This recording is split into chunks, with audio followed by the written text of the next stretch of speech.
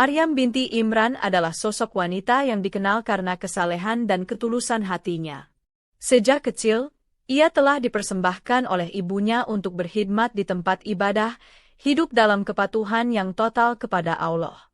Maryam menghabiskan waktunya dengan ibadah, jauh dari godaan dunia, hingga ia menjadi teladan kesucian bagi kaumnya. Namun, hidup Maryam berubah ketika ia didatangi oleh malaikat Jibril dalam wujud seorang lelaki tampan yang menakjubkan. Ketakutan menyelimuti Maryam. Ia menguatkan diri dengan berlindung kepada Allah, memohon agar ia dijauhkan dari orang-orang yang berniat buruk. Tetapi Jibril membawa kabar yang tak terduga. Allah telah memilih Maryam untuk mengandung seorang anak laki-laki, meskipun ia adalah seorang perawan. Kebingungan meliputi Maryam, namun dengan lembut Jibril menenangkan hatinya dan menjelaskan bahwa hal ini adalah tanda kekuasaan Allah, sesuatu yang Dia kehendaki untuk menjadi mukjizat dan rahmat bagi seluruh umat manusia. Setelah kehamilannya semakin nyata, Maryam memutuskan untuk mengasingkan diri dari masyarakat. Dalam sunyi, ia menanggung beban yang berat, baik secara fisik maupun emosional. Maryam berjalan jauh hingga tiba di sebuah tempat di bawah pohon kurma, dekat dengan aliran sungai kecil. Rasa sakit melahirkan menyerangnya, membuatnya hampir merasa putus asa, hingga ia memohon kepada Allah agar diberikan kekuatan. Pada saat itulah sebuah keajaiban terjadi. Allah menguatkan Maryam dengan menyuruhnya menggoyangkan batang pohon kurma, yang kemudian menurunkan kurma segar sebagai makanan untuknya. Maryam juga diarahkan untuk meminum air dari sungai kecil di dekatnya. Dengan penuh kebesaran Allah, Nabi Isa pun lahir ke dunia, menjadi salah satu mukjizat terbesar dalam sejarah manusia. Tangisan bayi Isa yang pertama tidak hanya menjadi suara kehidupan baru, tetapi juga penanda dimulainya perjalanan seorang nabi besar yang akan membawa pesan kebenaran kepada umat manusia.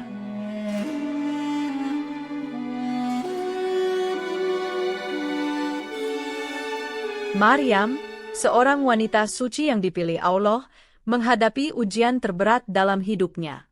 Setelah melahirkan Nabi Isa, ia harus kembali ke tengah kaumnya yang telah lama mengenalnya sebagai perempuan yang tak bercela. Namun, tidak ada yang bisa mempersiapkan Maryam untuk gelombang fitnah dan tuduhan yang segera menghampirinya. Ketika Maryam membawa bayi Isa ke hadapan kaumnya, kecurigaan mereka berubah menjadi tuduhan yang pedas. Mereka, yang buta akan kebesaran Allah, menuduh Maryam telah melakukan perbuatan dosa karena memiliki seorang anak tanpa suami. Kata-kata mereka tajam seperti duri, mencabik-cabik kehormatan Maryam. Di saat itulah, Allah menunjukkan mukjizat yang luar biasa. Dengan perintah Allah, bayi Isa yang masih dalam gendongan Maryam membuka mulut kecilnya dan berbicara dengan kefasihan yang menggetarkan hati. Sesungguhnya aku adalah hamba Allah. Dia telah memberiku kitab dan menjadikan aku seorang nabi. Demikian suara lembut namun penuh wibawa yang keluar dari bibirnya. Bayi Isa melanjutkan, menjelaskan bahwa dirinya diutus Allah untuk membawa kebenaran kepada umat manusia dan untuk menegaskan keesaan Allah. Keheningan yang luar biasa menyelimuti kerumunan. Mereka tak lagi memiliki kata-kata untuk menyangkal mukjizat yang terjadi di hadapan mata mereka. Suara bayi Isa bukan hanya pembelaan terhadap ibunya, tetapi juga peringatan kepada kaumnya bahwa ini adalah tanda kekuasaan Allah, yang mampu melakukan apapun yang Dia kehendaki. Maryam, yang sebelumnya dipenuhi dengan rasa cemas, kini berdiri dengan tenang. Peristiwa itu tidak hanya menghapus tuduhan yang dilemparkan kepadanya, tetapi juga memperkuat keimanan dan keberanian dalam dirinya.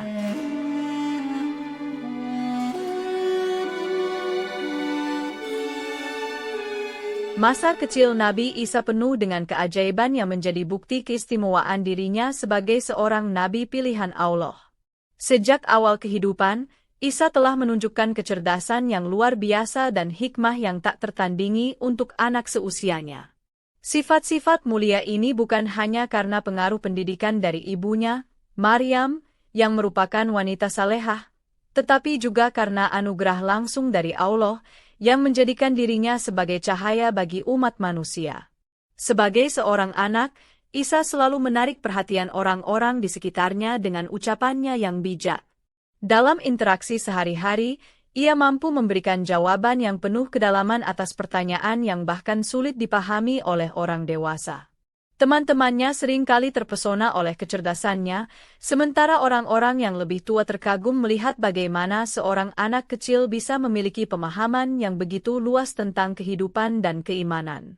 Isa juga menunjukkan tanda-tanda kenabiannya jauh sebelum ia diutus secara resmi oleh Allah.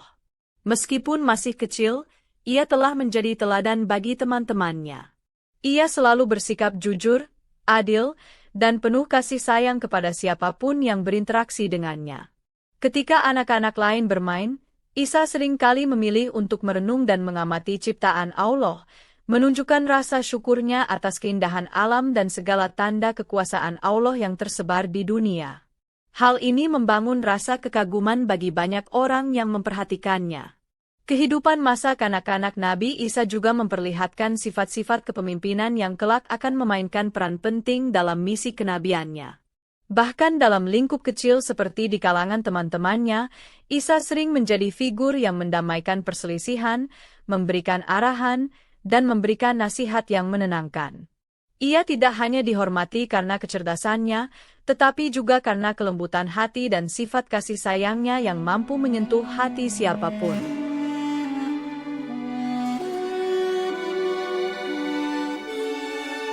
Ketika Nabi Isa tumbuh menjadi seorang pemuda dewasa, hikmah dan kecerdasannya semakin terlihat jelas. Ia bukan hanya dikenal karena kesalehannya, tetapi juga karena kemampuannya untuk memahami persoalan yang rumit dan memberikan nasihat yang penuh kebijaksanaan. Dalam perjalanan hidupnya, Allah mempersiapkan Isa untuk menjalankan misi besar, menyampaikan kebenaran kepada Bani Israel. Pada masa itu, Bani Israel telah menyimpang jauh dari ajaran tauhid yang diajarkan para nabi sebelumnya. Mereka terjerat dalam praktik-praktik yang menyimpang dan melupakan prinsip-prinsip keimanan kepada Allah yang Maha Esa. Taurat, kitab suci yang diturunkan kepada Nabi Musa AS, mulai diabaikan atau dipalsukan oleh sebagian kaum yang hanya mementingkan kepentingan duniawi. Dalam kekacauan ini, Allah mengangkat Nabi Isa sebagai rasulnya untuk membimbing Bani Israel kembali ke jalan yang benar. Allah menganugerahkan Nabi Isa kitab Injil, yang berisi petunjuk, hukum, dan pelajaran untuk menyempurnakan ajaran Taurat. Injil bukan hanya sekadar kitab suci. Ia juga menjadi cahaya bagi umat yang diliputi kegelapan, memberikan panduan untuk hidup yang penuh keberkahan dan menjauhkan mereka dari kesesatan. Nabi Isa menyeru kaumnya untuk kembali kepada tauhid, menyembah Allah yang Maha Esa, dan meninggalkan penyembahan kepada makhluk atau berhala. Dalam dakwahnya, Nabi Isa berbicara dengan kelembutan dan kasih sayang.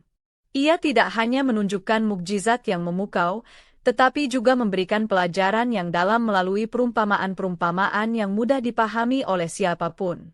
Perkataannya menyentuh hati mereka yang tulus mencari kebenaran, meskipun ia juga menghadapi perlawanan dari mereka yang keras kepala dan menolak ajarannya. Namun, dengan sabar dan penuh pengabdian kepada Allah, Nabi Isa terus berdakwah tanpa mengenal lelah. Keberadaan Nabi Isa sebagai utusan Allah membawa harapan baru bagi Bani Israel. Bagi mereka yang mendengarkan dan menerima ajarannya, Nabi Isa adalah seorang pembimbing yang penuh rahmat dan kasih sayang, seorang nabi yang hadir untuk mengingatkan mereka akan kekuasaan Allah serta pentingnya hidup sesuai dengan kehendaknya.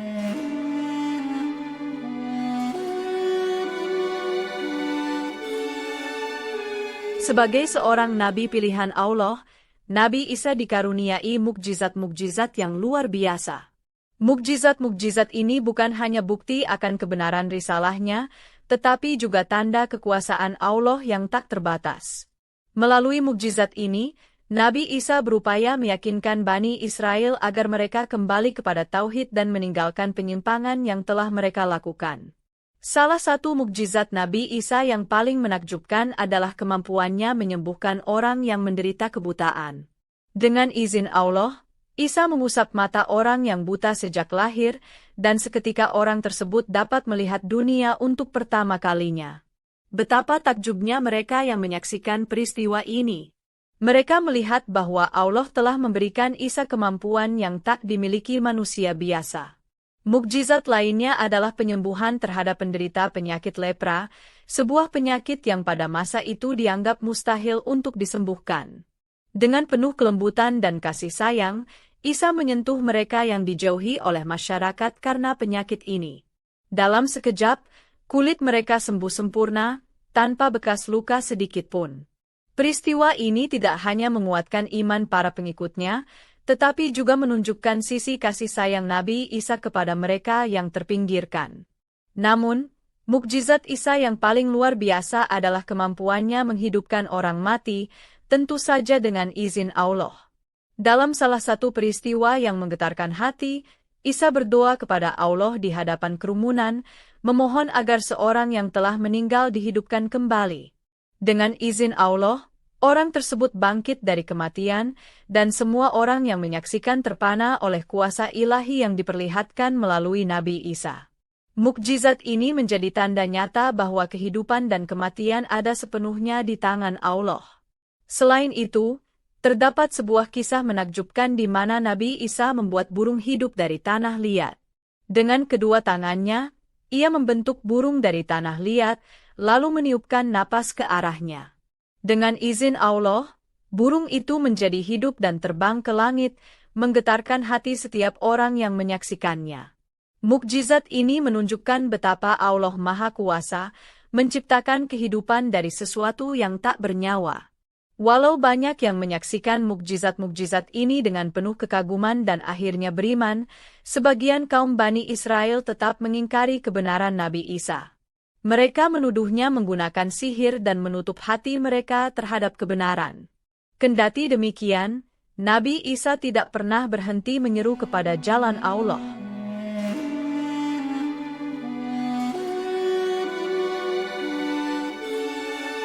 Meski cahaya kebenaran terpancar jelas dari setiap perkataan dan tindakan Nabi Isa, tidak semua orang bersedia menerima ajarannya.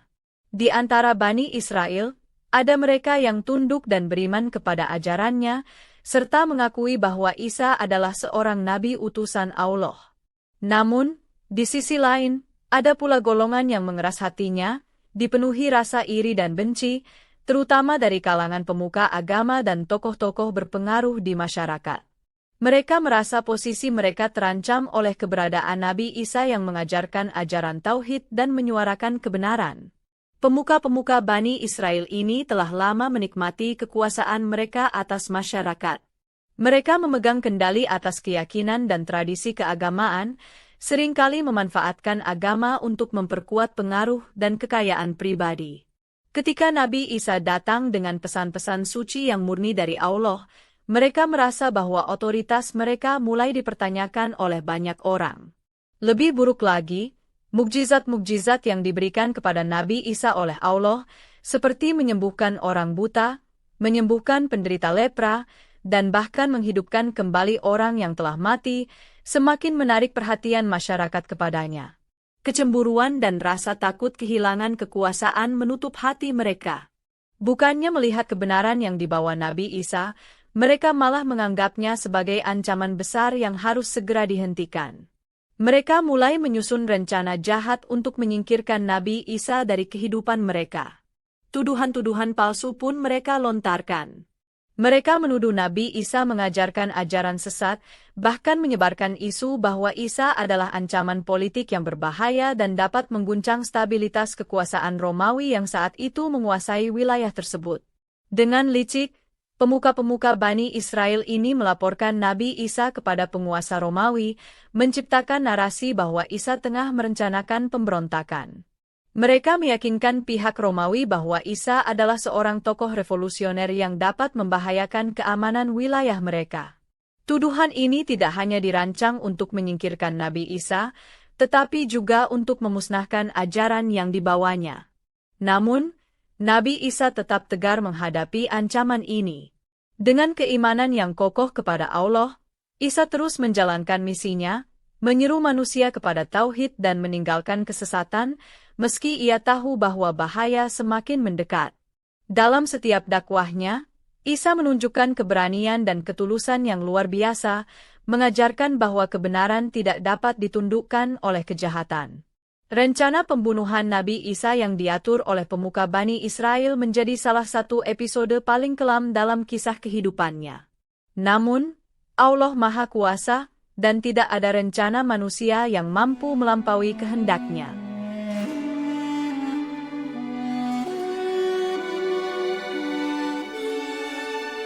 Ketika dakwah Nabi Isa semakin meluas dan menarik banyak pengikut yang percaya kepada risalahnya, kelompok-kelompok yang mengingkarinya pun kian gelisah. Pemuka Bani Israel yang iri dan penuh kebencian semakin merasa terancam oleh pengaruh Nabi Isa di masyarakat.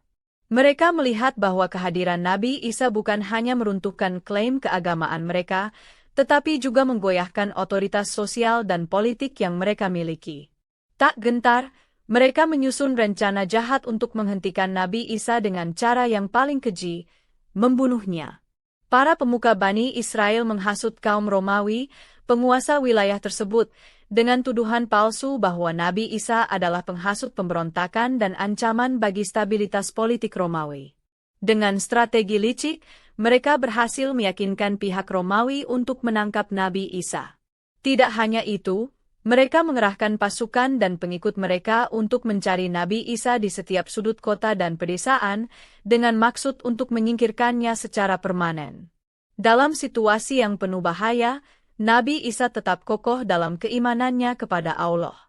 Ia tak pernah gentar atau mundur dari tugas sucinya. Namun, sebagai hamba yang patuh kepada kehendaknya, Nabi Isa menyerahkan sepenuhnya perlindungan dirinya kepada Allah. Allah, dengan kekuasaannya yang agung, tidak membiarkan Nabi Isa jatuh ke tangan musuh-musuh yang ingin mencelakainya. Di tengah rencana jahat yang semakin dekat, Allah menunjukkan kuasanya yang luar biasa. Ketika kaum yang mengingkari Nabi Isa hendak menangkapnya, Allah mengangkat Nabi Isa ke langit, menyelamatkan utusannya dari bahaya. Dalam sekejap, Nabi Isa berada jauh dari jangkauan manusia, dilindungi oleh Allah di tempat yang penuh kemuliaan. Mukjizat ini tidak hanya melindungi kehidupan Nabi Isa, tetapi juga menunjukkan bahwa Allah adalah pelindung sejati bagi hamba-hambanya yang beriman.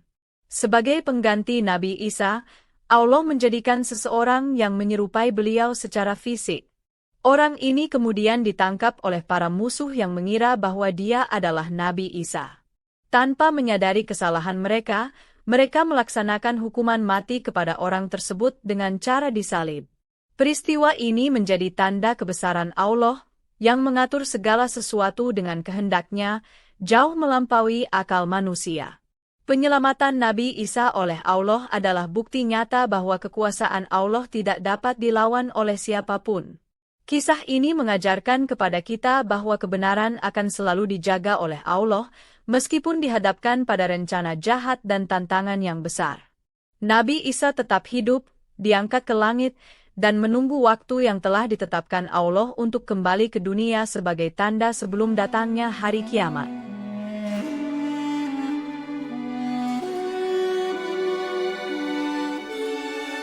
Nabi Isa adalah salah satu nabi pilihan Allah yang membawa misi besar kepada umat manusia. Dalam Islam, Nabi Isa diyakini belum wafat, tetapi diangkat ke langit oleh Allah sebagai bentuk perlindungan dari kaum yang berusaha mencelakainya.